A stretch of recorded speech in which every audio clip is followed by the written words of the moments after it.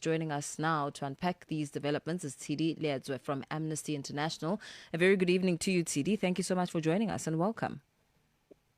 Thank you, Mpho. Perhaps let's start here. What exactly, um, you know, is Amnesty International's understanding of what happened during the 14 August raid as we try and get to the bottom of what transpired since then? So, according to authorities, on the 14th of August, they conducted what they called a security operation and went into the premises of the opposition political party member who is with the National Reconciliation Party for Unity and Prosperity. That was the main opposition. And they say that there was a shootout. But what we understand is that from this operation, George Chisanga, Bishop Trevor Mwamba, and Patrick Monsa were arrested, while Mutotwe Kafwaya, who is also a former cabinet minister, was shot at this time, and he later died from his injuries. And this is why Amnesty International is calling for authorities to promptly, thoroughly, independently, impartially, and transparently investigate Mutotwe Kafwaya's death, and they must ensure that if there's any wrongdoing that is found to have happened, those that are suspected must be held accountable through fair trials. And we also urge them to ensure that the families is provided with justice and effective remedies. Yeah, absolutely. What concerns does that reported shooting of Mutotwe Kafwaya raise from a human rights perspective, and of course examining the use of force by Zambia's security forces? Well, there's guidelines that guide the use of firearms. While law enforcement may use firearms, they may strictly be used when it is necessary to protect life. And if Mr. Kafwaya was shot when less harmful alternatives were available, or if the use of force was disproportionate, then it could amount to an unlawful deprivation of life. So the burden lies with the state to be able to justify that use of force. In looking at Kafwaya's family, I mean, they reportedly only learned about his condition and whereabouts on the 19th of August. How serious is this alleged lack of communication, especially just looking at the sense of a responsibility when it comes to, informing a family about something this serious? Mm-hmm. Well, Mpho, I mean, as you can imagine, Mr. Kafwaya was a husband and a father. Mm. And from what I understand, he has three children. And you can imagine from the time on the 14th when he was reportedly shot, and his family last saw him on that day or spoke to him. And then only on the 19th of August, the family gets to learn that he's no more.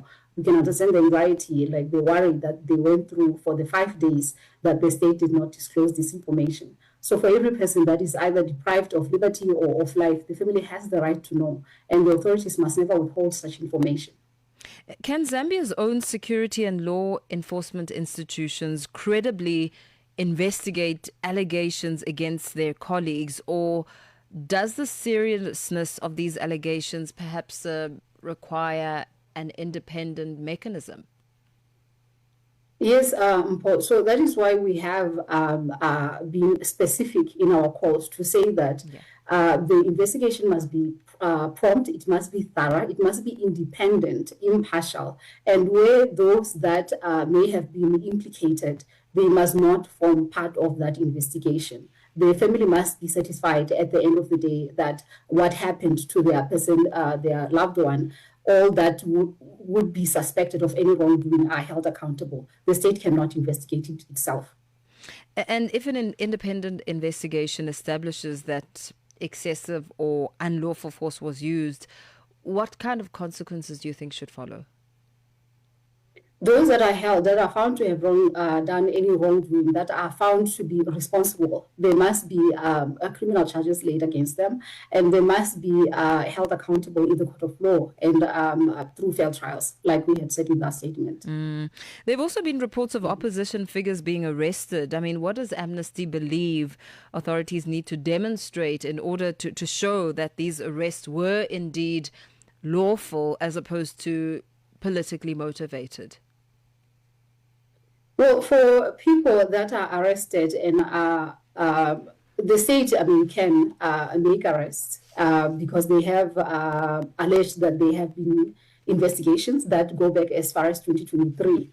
So for those that are arrested, there must be the investigations must be transparent, and the charges, due process must be followed. Exactly, that's what I'm trying to say. There must be due process. People must not be kept, according to Zambia law, it's 48 hours. People must be brought promptly within reasonable time in front of the court. There must be charges that are laid against them. They cannot be kept endlessly in arbitrary detentions. They must be allowed access to their legal representation and their families. And looking ahead, what safeguards do you think are perhaps urgently needed to ensure that Zambia's political competition remains peaceful and that security forces remain politically neutral?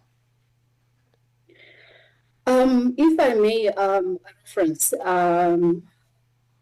early this month, Amnesty International launched a report that is titled "Authoritarian Practices Eating Away at the Human Rights in Zambia."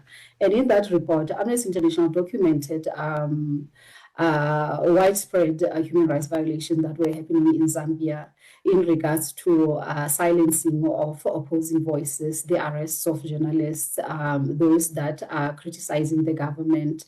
There were arbitrary detentions that were happening. And there was also restrictive laws where you find that people get arrested for hate speech. What governments called disinformation is being criminalized, and people end up being afraid. And as Amnesty conducted the research in the country, most of the stakeholders told Amnesty International that people are largely increasingly being afraid to speak. People are, in a way, censoring themselves. They're not speaking out because they're afraid of criminal charges being labeled against them. So for countries to be able to have, peaceful political competition, as you had asked, there must be an end to arbitrary detentions. Yes. And politically motivated detentions. There must be clear instructions that security forces, they remain politically neutral and they only act within the law. They must not be partial in how they practice the law. And there must be independent oversight of policing. And there must be protection on the rights of peaceful assembly, expression, and association. And all political and actors must be able to participate without fear of being incarcerated. Yeah. There are cases that we had documented in that report where there was a young woman who was arrested in Zambia after he criticized the police, and we are of the criticized the president. And we are of the view that public officials or those in government should have a much thicker skin. They must be able to withstand public scrutiny. You are in that office. People should be able to hold you accountable. If there's any wrongdoing that they perceive, they must be able to criticize without fear of being arrested and charges laid against them. Absolutely. What we have criticized also is the cyber laws that cyber laws that were enacted in 2025, and this was very much close. The elections are in 2026, and in 2025 there's laws that in a way we see them as silencing people, because you say something wrong about the president or a public official, then you can face jail time. And then journalists as well, they investigate, they reveal information, they find themselves with charges laid against them.